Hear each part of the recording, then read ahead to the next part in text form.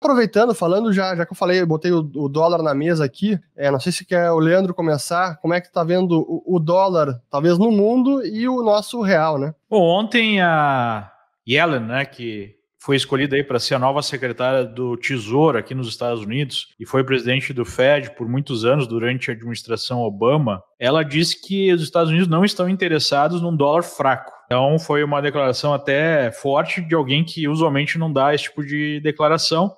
Talvez reagindo a uma perda de valor do dólar no mercado global nas últimas semanas por conta da expectativa aí de pacote emergencial aumentado, né? Já foi aprovado um pacote de $1 trilhão nos Estados Unidos e o Biden quer dobrar isso. Falou em 1,9 trilhão agora, o que não deve ter dificuldade de ser aprovado aí no Congresso americano. Isso automaticamente já levou ao aumento das taxas de títulos mais longos, o que pesou no dólar, né? E até de maneira meio paradoxal, já fez o dólar index, que é o dólar frente a uma série de outras moedas com maior peso no euro, o dólar index também subir. Ou seja, por que é paradoxal? Porque você esperaria que mais impressão de dinheiro iria reduzir o valor do dólar.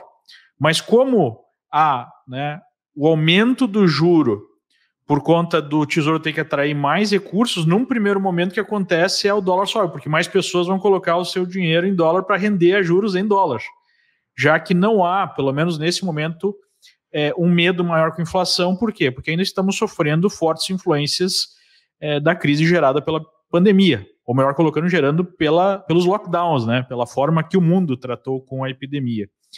Então, o que imagino que deva acontecer é que, num primeiro momento, por conta da expectativa de maior gasto, o juro suba de fato e isso mantém o dólar pressionado. Mas, com o passar do tempo, por essa influência de impressões, que não deve ser a primeira, né? Nós sabemos que todo o palanque do Biden foi em relação a maiores gastos, né? Mais bolsas e assim por diante, numa visão mais socialista, digamos assim. Isso vai gerar maior déficit, e maior déficit enfraquece a moeda, né? De alguma forma. Então, deve haver alguma pressão negativa do dólar frente a outras moedas globais. Agora, quando a gente fala em dólar frente a real, já fica mais complicado ainda. Por quê? Porque se os Estados Unidos têm algum problema de aumento de déficit, o Brasil tem um problema muito maior, né? Em primeiro lugar, porque o Brasil não emite dólares que são a reserva mundial. E em segundo lugar, porque nós estamos com um déficit ainda maior, com um custo de manutenção de dívida, né, de serviço da dívida muito maior do que os americanos, e com dificuldades em aprovação de reformas estruturais.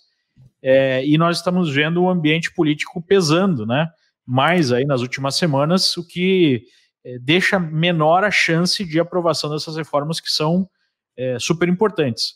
O que está salvando a pátria, literalmente, no Brasil e para os emergentes, é essa mudança política nos Estados Unidos, gerando uma expectativa de maior nível de comércio global, facilitando, né, a vida da China, que é o grande líder dos emergentes, o que gera um fluxo de recursos para os emergentes. Então, a gente está falando aqui de tendências para 2021, uma tendência que já foi iniciada desde as eleições americanas e que pode se manter, ou deve se manter pelo menos no primeiro semestre de 2021, é um fluxo para emergentes. Então, em outras palavras, podemos ser salvos pelo gongo, né? A gente falava aqui nos programas sobre um fluxo gigantesco de recursos que o Tesouro tem que levantar para rolar sua dívida. Se não me engano, são 600 bilhões de reais, não é isso, Azevedo? Talvez, né, esse fluxo de emergentes, esse fluxo para emergentes, facilite a vida do Tesouro e acabe dando aí um oxigênio para o Brasil que está no limite em termos de contas públicas, né? O Alexandre Schwartzman, que foi diretor do Banco Central, falou hoje, não é uma questão se teremos uma crise fiscal, já temos uma crise fiscal, né? Já é uma crise fiscal, então não é uma questão de ser, é quando ela vai ficar mais grave. Então, o real frente ao dólar já fica mais difícil acreditar numa grande valorização do real por conta dessas dificuldades que nós temos no Brasil. E muita gente coloca o dólar em xeque, né, em questionamento, mas eu acho que vai demorar muito tempo para, de fato, o dólar perder o seu posto, né? Todo mundo quer fazer negócio global em dólar. O yuan, né, a moeda chinesa, é uma moeda controlada à mão de ferro pelo Partido Comunista Chinês, então é mais difícil até, né, você operar em yuans, e o euro tem problemas próprios, né? A União Europeia também tem problemas fiscais graves, problemas políticos graves. Então o que está aparecendo no mundo é que é uma corrida para ver quem é que se esforça mais para tentar desvalorizar a sua moeda. Não é isso, Ulrich? É aquela corrida ao fundo do poço, né? Isso do euro é importante porque na semana passada a gente teve uma turbulência política lá com o governo da Itália, e que é o país mais endividado da União Europeia, tem quase, agora já está acima de 150% do PIB, e é uma economia grande, isso não é pouca coisa. Então eu lembro muito do que o André Jakurski da JGP fala, que ele disse que o euro não é uma moeda, é um tratado. E eu tendo a concordar. Eu confesso que eu não sou bullish com o euro. Mas eu queria aproveitar essa tendência que o Leandro comentou. Só um pouquinho. Tu pode não ser bullish com o euro, mas tá bullish com o dólar no momento também não tá muito bom. Não, então a pergunta que eu te fiz e tu fugiu pela tangente. Bitcoin, criptomoedas. Mas só uma coisa para colocar em relação a isso, Alexandre, que talvez te ajude, e ajudando o Ulrich também a responder.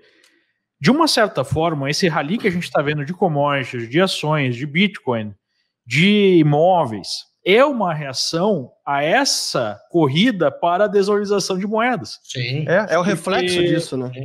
Porque se a gente tem emissões cada vez maiores no mundo, endividamento maior, é óbvio que isso vai gerar uma depreciação das moedas frente a outros ativos, né? Exato. Então, de uma certa forma, é isso que a gente está vendo já há algum tempo, e essa tendência não parece se modificar. A grande questão que fica é, se eles exagerarem muito na dose, e a dose for excessiva, e ninguém sabe exatamente qual é essa dose excessiva, ou quanto o mercado pode absorver, o remédio pode matar o doente. O que seria matar o doente? Gerar uma crise onde a gente tem a desvalorização das moedas e também, em algum momento, a desvalorização dos bens, né? Ou uma saída de controle, tipo uma inflação que produza, né, uma disparada do valor desses bens, mas uma inflação que afete a economia de uma forma que entre num desarranjo, né, que vai ser difícil de sair. Sim. Agora, como isso vai acontecer? Bom, essa é a questão de trilhões de dólares, né?